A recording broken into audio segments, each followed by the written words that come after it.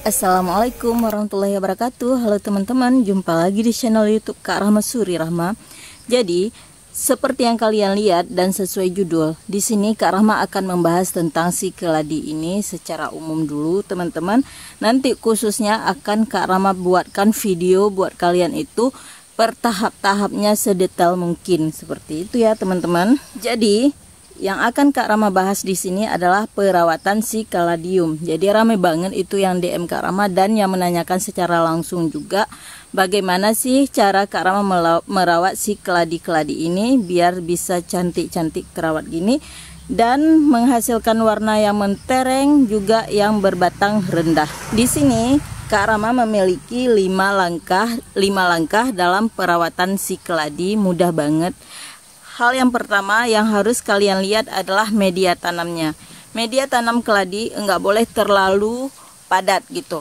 Kalau misalnya kalian udah pernah mengikuti Instagram Kak Rahma itu udah pernah membahas ke kalian. Kak Rahma dulu awalnya nggak tahu media tanam keladi itu harusnya seperti apa. Sehingga Kak Rahma menyamakan media tanam keladi sama si mawar, yaitu kebanyakan tanah gitu teman-teman. Jadi akhirnya si keladi Kak Rahma itu si sexy pink yang ini ada yang bilang sexy pink, ada yang pinky boy, Kak Rahma nggak tahu.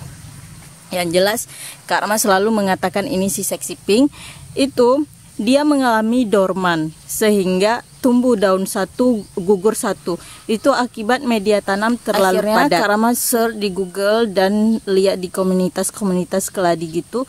Ternyata media tanam untuk keladi itu bagusnya yang porositas airnya tuh lancar gitu. Jadi kalian bisa menambahkan dedaunan, cokopit, ataupun seperti sekam gitu. Di sini Kak Rahma menambahkan sekam yang lebih banyak. Karya ditunjuk nih. Bagian ini kalian bisa lihat itu sekamnya agak banyakan dikit.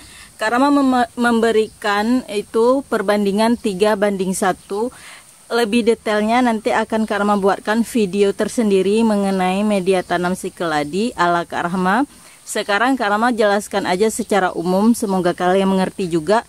Itu perbandingan sekam dan pupuk kandangnya sekitar 3:1 teman-teman. Terus langkah yang kedua adalah penyiraman.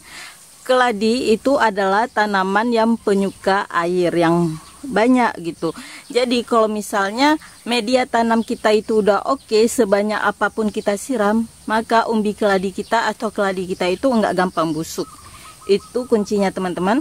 Jadi kita harus melakukan penyiraman sesering mungkin, atau kalian bisa membuat tatanan di bawahnya itu biar keladi kalian itu untuk menghindari dorman juga. Tapi Kak Rahma nggak pernah melakukan itu.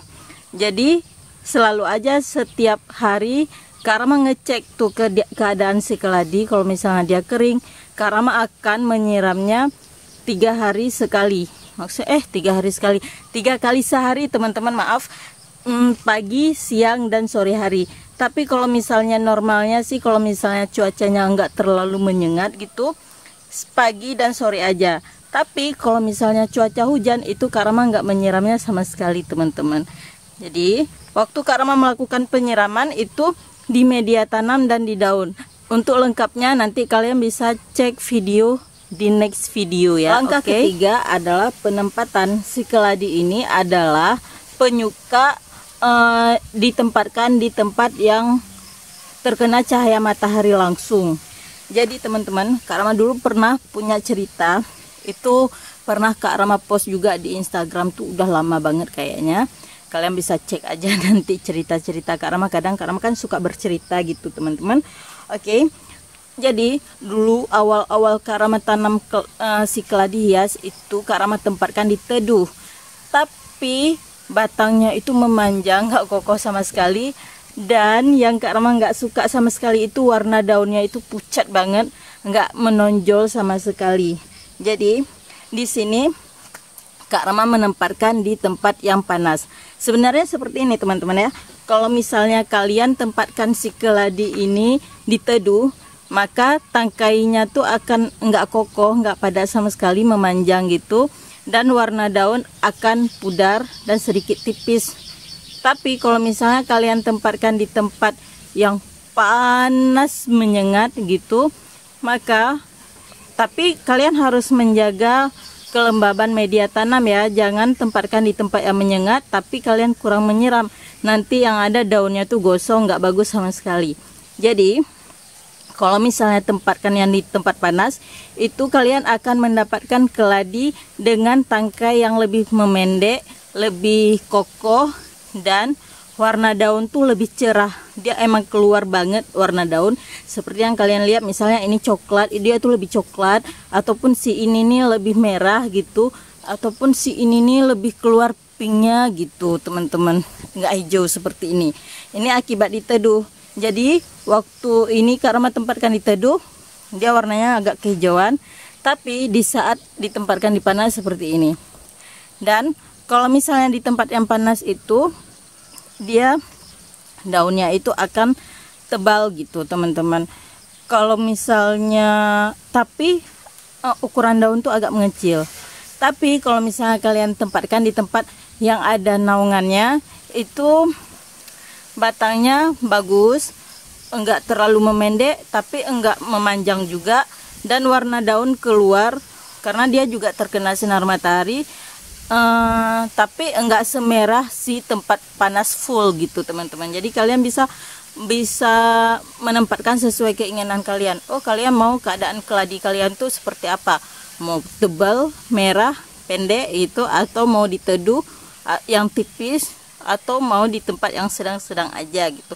Di sini Kak Rama menempatkan di tempat yang di bawah naungan sedikit, tapi dia menerima si matahari pagi itu sampai siang gitu. Nanti Kak Rama akan buatkan video khusus penempatannya di mana. Kan ceritanya ini kan membahas secara umum. Yang penting kalian ngerti aja dulu. Kemudian teman-teman, langkah keempat adalah pemupukan. Ini sangat penting kalau untuk tanaman keladi. Untuk tanaman hias apapun itu pemupukan penting banget.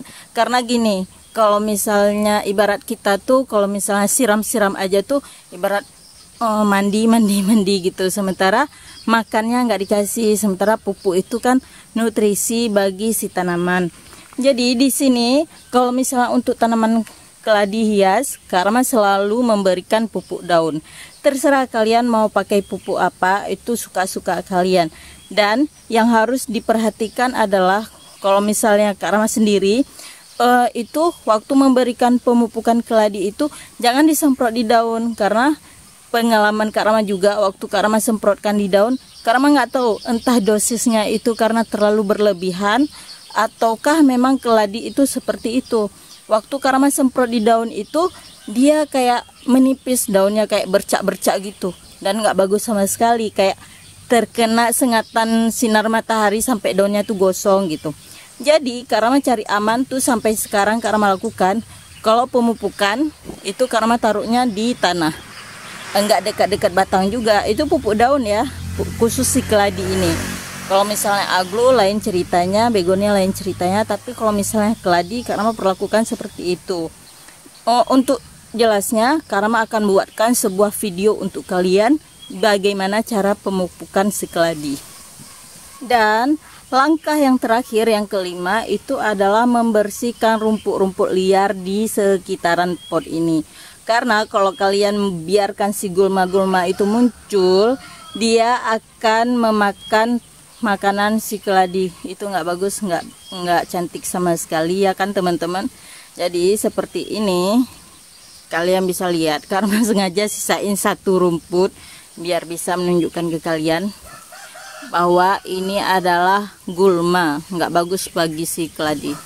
Oke. Nah teman-teman, itulah tadi langkah-langkah dalam perawatan kaladium. Kalau kalian mengikuti langkah-langkah yang seperti Kak Rama lakukan, itu insya Allah keladi kalian itu bakal seneng, bakal gembira, dan menghasilkan banyak-banyak anakan nanti. Jadi gitu teman-teman. Baiklah teman-teman, Kak Rama rasa ini dulu video Kak Rama tentang si keladi. Assalamualaikum warahmatullahi wabarakatuh. See you, bye-bye.